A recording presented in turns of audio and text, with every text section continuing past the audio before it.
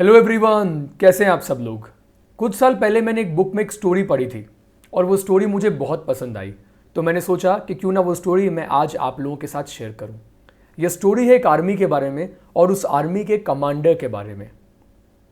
एक आर्मी दूसरी आर्मी से वॉर लड़ने के लिए पानी के रास्ते से शिप में जा रही थी और जैसे ही वो अपनी एनिमी की टेरिटरी में पहुंचते हैं और जब वो शिप से सब लोग उतर जाते हैं तो उसके बाद आर्मी का कमांडर अपनी आर्मी को एक ऑर्डर देता है।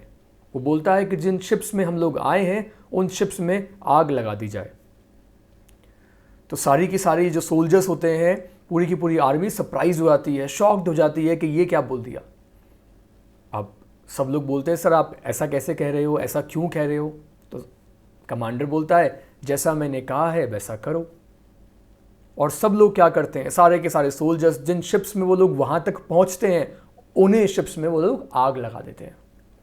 उसके बाद जो कमांडर है वो अपने सारे सोल्जर्स से कहता है कि अब वापस जाने का एक ही रास्ता है और वो रास्ता है कि तुम्हें अपनी जो एनिमी है उनको हराना होगा, तुम्हें ये वॉर जीतनी होगी, तुम्हें उनके रिसोर्सेस पे अपना कंट्रोल बनाना होगा और उन्हीं के शिप्स में तुम्हें वापस जाना होगा।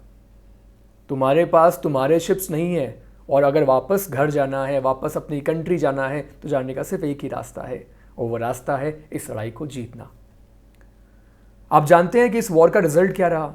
इस वॉर का रिजल्ट रहा कि वो आर्मी जिसने अपने शिप्स में आग लगा दी थी वो आर्मी ये वॉर जीत जाती है। ये कैसे पॉसिबल हुआ? ये पॉसिबल इसलिए हुआ क्योंकि जो कमांडर था उसने वापस जाने के सारे ऑप्शंस क्लोज कर दिए थे। Plan B, plan C, plan D, इन सारे ऑप्शंस को उसने क्लोज कर दिया। सिर्फ एक ही ऑप्शन था और वो ऑप्शन था जीतना ही है।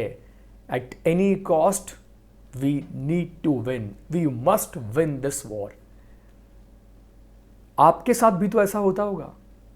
जुडिशरी की प्रिपरेशन कर रहे हैं, बहुत से लोग जुडिशरी की प्रिपरेशन करते हैं लेकिन उसमें से सिलेक्शन जो होता है वो काफ़ी कम लोगों का होता है।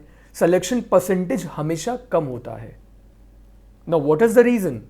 एक रीज़न ये भी है कि बहुत से ऐसे लोग हैं जिनकी शिप्स में अभी तक आग नहीं लगाई गई है।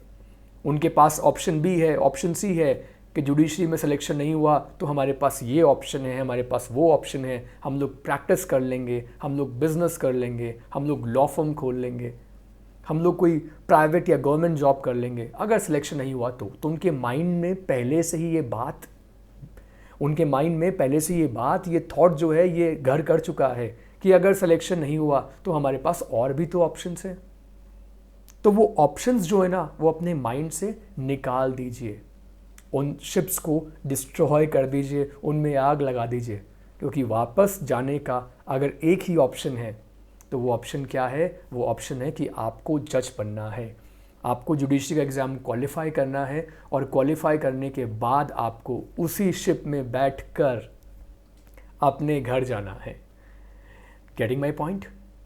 आपका टारगेट क्या है उस टारगेट को बिल्कुल क्लियर रखिए and don't think about other options. क्योंकि जब आप दूसरे ऑप्शंस रखते हैं तो बेसिकली आप अपने कमिटमेंट को कहीं ना कहीं वीक कर देते हैं। आप दूसरे ऑप्शंस जो हैं उनको अपने दिमाग से पूरी तरीके से निकाल दीजिए और बिल्कुल बन जाइए आज के अर्जुन।